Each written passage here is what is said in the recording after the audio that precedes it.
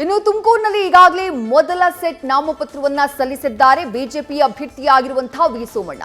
ತುಮಕೂರು ಕ್ಷೇತ್ರದ ಮೈತ್ರಿ ಅಭ್ಯರ್ಥಿಯಾಗಿ ಅಖಾಡಕ್ಕಿಳಿದಿರುವಂತಹ ವಿ ಸೋಮಣ್ಣ ಅವರು ಈಗಾಗಲೇ ಮೊದಲ ಸೆಟ್ ನಾಮಪತ್ರವನ್ನ ಸಲ್ಲಿಕೆ ಮಾಡಿದ್ದಾರೆ. ಈ ಸಂದರ್ಭದಲ್ಲಿ ಶಾಸಕ ಜ್ಯೋತಿ ಗಣೇಶ್, ಸುರೇಶ್ ಗೌಡ, ಸುರೇಶ್ ಬಾಬು, ಸುಧಾಕರ್ ಲಾಲ್, ಅನಿಲ್ ಕುಮಾರ್ ವಿ ಸೋಮಣ್ಣ ಅವರಿಗೆ ಸಾಥನ್ನ ಕೊಟ್ಟರು.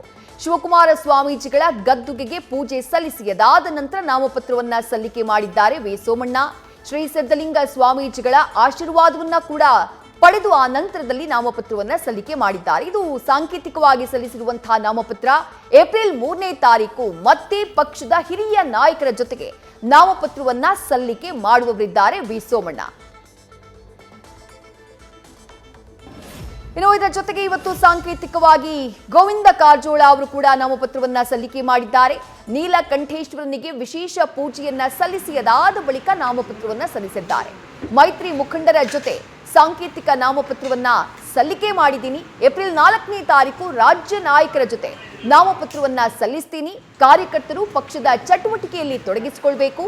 ದೇಶದ ಜನ ಮತ್ತೆ ಮೋದಿ ಪ್ರಧಾನಿ ಆಗುವುದಕ್ಕಾಗ್ತಿದ್ದಾರೆ ಅಂತ ಹೇಳಿ ಚಿತ್ರದುರ್ಗ ಲೋಕಸಭಾ ಕ್ಷೇತ್ರಕ್ಕೆ ಬಿಜೆಪಿ ಅಭ್ಯರ್ಥಿಯಾಗಿ ನಾಮಪತ್ರವನ್ನ ಸಲ್ಲಿಕೆ ಮಾಡಿದ ಬಳಿಕ ಗೋವಿಂದ ಕಾರಜೋಳ ಹೇಳಿಕೆಯನ್ನ ಕೊಟ್ಟರು. ಇನ್ನು ಬೆಂಗಳೂರು ಕೇಂದ್ರ ಬಿಜೆಪಿ ಅಭ್ಯರ್ಥಿಯಾಗಿರುವಂತಹ ಲೋಕಸಭಾ ಅಖಾಡದ ಬಿಜೆಪಿ ಅಭ್ಯರ್ಥಿಯಾಗಿರುವಂತಹ ಹಾಲಿ ಸಂಸದ ಪಿಸಿ ಮೋಹನ್ ಬನ್ನಪ್ಪ ಪಾರ್ಕ್ನಲ್ಲಿ ಸಮಾವೇಶವನ್ನ ನಡೆಸಿದ್ದಾರೆ. ಅದಾದ ಬಳಿಕ ನಾಮಪತ್ರವನ್ನ ಸಲ್ಲಿಕೆ ಮಾಡಿದ್ದಾರೆ. ರೋಡ್ ಶೋ ಮೂಲಕ ಆಗಮಿಸಿ ನಾಮಪತ್ರವನ್ನ ಸಲ್ಲಿಕೆ ಮಾಡಿದ್ರು ಪಿಸಿ ಮೋಹನ್. ಬಿಬಿಎಂಪಿ ಕಚೇರಿವರೆಗೂ ಪಿಸಿ ಮೋಹನ್ ರೋಡ್ ಶೋನ ನಡೆಸಿದ್ರು. ರೋಡ್ ಶೋ ಮೂಲಕ ತೆರಳಿ ನಾಮಪತ್ರವನ್ನ ಸಲ್ಲಿಕೆ ಮಾಡಿದ್ದಾರೆ. ಈ ಸಂದರ್ಭದಲ್ಲಿ ಬಿಜೆಪಿ ಹಾಗೆ ಜೆಡಿಎಸ್ನ ನಾಯಕರು ಕೂಡ ಮೆರವಣಿಗೆಯಲ್ಲಿ ಸಾಥ್ ಕೊಟ್ಟರು. ಅದಾದ ಬಳಿಕ ಬಿಎಸ್ ಯಡಿಯೂರಪ್ಪ ಹಾಗೆ ವಿಪಕ್ಷ ನಾಯಕರಾಗಿರುವಂತಹ ಆರ್ ಅಶೋಕ್ ಅವರ ಜೊತೆಗೂಡಿ ನಾಮಪತ್ರವನ್ನ ಸಲ್ಲಿಕೆ ಮಾಡಿದ್ದಾರೆ ಪಿಸಿ ಮೋಹನ್.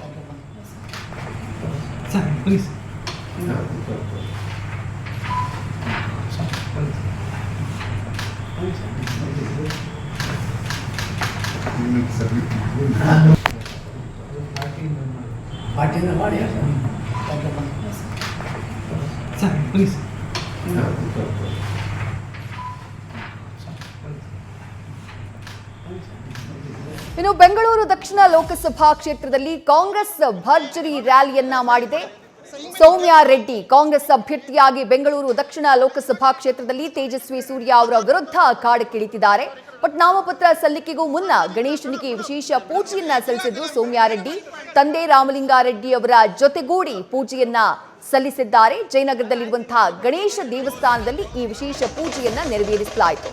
ಅದಾದ ಬಳಿಕ ಮೆರವಣಿಗೆ ರೋಡ್ ಶೋ ಮೂಲಕ ನಾಮಿನೇಷನ್ ಫೈಲ್ ಮಾಡಿದ್ದಾರೆ ಸೌಮ್ಯ ರೆಡ್ಡಿ.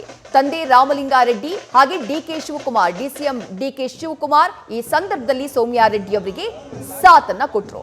ರಾಜ್ಯದಲ್ಲಿ ನಡೀತಾ ಇರುವಂತಹ ಮೊದಲ ಹಂತದ ಚುನಾವಣೆಗೆ ನಾಮಿನೇಷನ್ ಫೈಲ್ ಮಾಡುವುದಕ್ಕೆ, ನಾಮಪತ್ರವನ್ನ ಸಲ್ಲಿಕೆ ಮಾಡುವುದಕ್ಕೆ ಏಪ್ರಿಲ್ 4 ಕೊನೆಯ ದಿನ.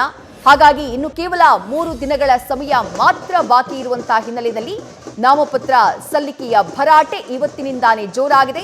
ಈಗಾಗಲೇ ನಾಮಪತ್ರವನ್ನ ಸಲ್ಲಿಕೆ ಕೂಡ ಮಾಡಿದ್ದಾರೆ ಸೌಮ್ಯ ರೆಡ್ಡಿ. ಆ ಫೋಟೋವನ್ನ ಕೂಡ ನೀವು ಗಮನಿಸ್ತಾ ಇದ್ದೀರಿ. ಮೊದಲಿಗೆ ಗಣೇಶನಿಗೆ ಪೂಜೆ, ಅದಾದ ನಂತರ ಅದ್ದೂರಿ ಮೆರವಣಿಗೆ, ರೋಡ್ ಶೋ, ಅದಾದ ಬಳಿಕ ನಾಮಪತ್ರವನ್ನ ಸಲ್ಲಿಕೆ ಮಾಡಿದ್ದಾರೆ ಸೌಮ್ಯ ರೆಡ್ಡಿ.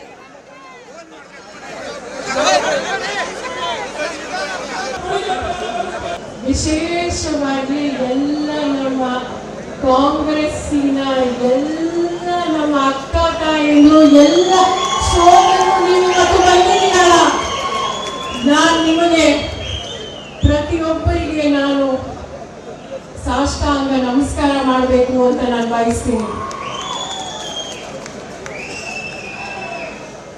ಇವತ್ತು ಇನ್ನು ಚಿಕ್ಕಬಳ್ಳಾಪುರ ಲೋಕಸಭಾ ಕ್ಷೇತ್ರದ ಕಾಂಗ್ರೆಸ್ ಅಭ್ಯರ್ಥಿಯಾಗಿರುವಂತಹ ರಕ್ಷಾ ರಾಮಯ್ಯ ಕೂಡ ನಾಮಪತ್ರವನ್ನ ಸಲ್ಲಿಕೆ ಮಾಡಿದ್ದಾರೆ. ಜಿಲ್ಲಾ ಚುನಾವಣಾಧಿಕಾರಿಯವರಿಗೆ ನಾಮಪತ್ರವನ್ನ ಸಲ್ಲಿಸಿದ್ದಾರೆ ರಕ್ಷಾ ರಾಮಯ್ಯ.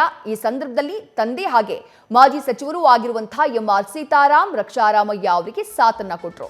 ಚಿಕ್ಕಬಳ್ಳಾಪುರ ಜಿಲ್ಲಾಡಳಿತ ಭವನದಲ್ಲಿರುವಂತಹ ಕಚೇರಿಯಲ್ಲಿ ನಾಮಪತ್ರವನ್ನ ಸಲ್ಲಿಕೆ ಮಾಡಿದ್ದಾರೆ ಚಿಕ್ಕಬಳ್ಳಾಪುರ ಕ್ಷೇತ್ರದ ಕಾಂಗ್ರೆಸ್ ಅಭ್ಯರ್ಥಿಯಾಗಿರುವಂತಹ ರಕ್ಷಾ ರಾಮಯ್ಯ. ರಕ್ಷಾ ರಾಮಯ್ಯ ಅವರ ವಿರುದ್ಧ ಮೈತ್ರಿ ಅಭ್ಯರ್ಥಿಯಾಗಿ ಬಿಜೆಪಿಯ ಮಾಜಿ ಸಚಿವ ಡಾಕ್ಟರ್ ಕೆ ಸುಧಾಕರ್ ಅಖಾಡದಲ್ಲಿದ್ದಾರೆ. ಮೊದಲ ಹಂತದ ಚುನಾವಣೆ ರಾಜ್ಯದಲ್ಲಿ 14 ಲೋಕಸಭಾ ಕ್ಷೇತ್ರಗಳಲ್ಲಾಗುತ್ತೆ. ಆ 14 ಲೋಕಸಭಾ ಕ್ಷೇತ್ರಗಳಲ್ಲಿ ಚಿಕ್ಕಬಳ್ಳಾಪುರ ಲೋಕಸಭಾ ಕ್ಷೇತ್ರ ಕೂಡ ಒಂದು. ಏಪ್ರಿಲ್ 4 ಕೊನೆಯ ಹಂತದ ನಾಮಿನೇಷನ್ ಫೈಲ್ ಮಾಡುವುದಕ್ಕೆ ಲಾಸ್ಟ್ ಡೇ. ಏಪ್ರಿಲ್ 8ನೇ ತಾರೀಕು ನಾಮಪತ್ರವನ್ನ ಹಿಂದಕ್ಕೆ ಪಡೆಯುವುದಕ್ಕೆ ಇರುವಂತಹ ಡೆಡ್ಲೈನ್. ಏಪ್ರಿಲ್ 4 ಕೊನೆಯ ದಿನಾಂಕವಾಗಿರೋದ್ರಿಂದ ಇವತ್ತಿನಿಂದಾನೇ ನಾಮಪತ್ರ ಸಲ್ಲಿಕೆಯ ಭರಾಟೆ ಈ 14 ಲೋಕಸಭಾ ಕ್ಷೇತ್ರಗಳಲ್ಲಿ ಬಹಳ ಜೋರಾಗಿ ಕಾಣಿಸ್ತಾ ಇದೆ. ಕೆಲವರು ಸಾಂಕೇತಿಕವಾಗಿ ನಾಮಿನೇಷನ್ ಅನ್ನ ಫೈಲ್ ಮಾಡಿದ್ದಾರೆ. ಇನ್ನು ಕೆಲವರು ಏಪ್ರಿಲ್ 4, ಏಪ್ರಿಲ್ 3ನೇ ತಾರೀಕು ಬಹಳ ದೊಡ್ಡ ಮಟ್ಟದಲ್ಲಿ ಮೆರವಣಿಗೆಯನ್ನ ಮಾಡಿ ಶಕ್ತಿ ಪ್ರದರ್ಶನವನ್ನ ಮಾಡುವ ಮೂಲಕ ಮತ್ತೊಮ್ಮೆ ನಾಮಿನೇಷನ್ ಫೈಲ್ ಮಾಡೋದಕ್ಕೂ ಕೂಡ ಅಭ್ಯರ್ಥಿಗಳು ಸಿದ್ಧತೆಯನ್ನ ಮಾಡಿಕೊಂಡಿದ್ದಾರೆ. ಉಡುಪಿ, ಚಿಕ್ಕಮಗಳೂರು, ಹಾಸನ, ದಕ್ಷಿಣ ಕನ್ನಡ, ಚಿತ್ರದುರ್ಗ, ತುಮಕೂರು, ಮಂಡ್ಯ, ಮೈಸೂರು, ಚಾಮರಾಜನಗರ, ಬೆಂಗಳೂರು ಗ್ರಾಮಾಂತರ, ಬೆಂಗಳೂರು ಉತ್ತರ, ಬೆಂಗಳೂರು ಕೇಂದ್ರ, ಬೆಂಗಳೂರು ದಕ್ಷಿಣ ಜೊತೆಗೆ ಚಿಕ್ಕಬಳ್ಳಾಪುರ ಹಾಗೆ ಕೋಲಾರ ಲೋಕಸಭಾ ಕ್ಷೇತ್ರಗಳು. ಈ 14 ಲೋಕಸಭಾ ಕ್ಷೇತ್ರಗಳಲ್ಲಿ ಏಪ್ರಿಲ್ 26ನೇ ತಾರೀಕು ಮೊದಲ ಹಂತದ ಚುನಾವಣೆ ರಾಜ್ಯದಲ್ಲಿ ನಡೆಯುತ್ತೆ. ನ್ಯೂಸ್ ಫಸ್ಟ್ ನಿರ್ಭೀತಿಯಿಂದ ನಿಮ್ಮ ಪರವಾಗಿ.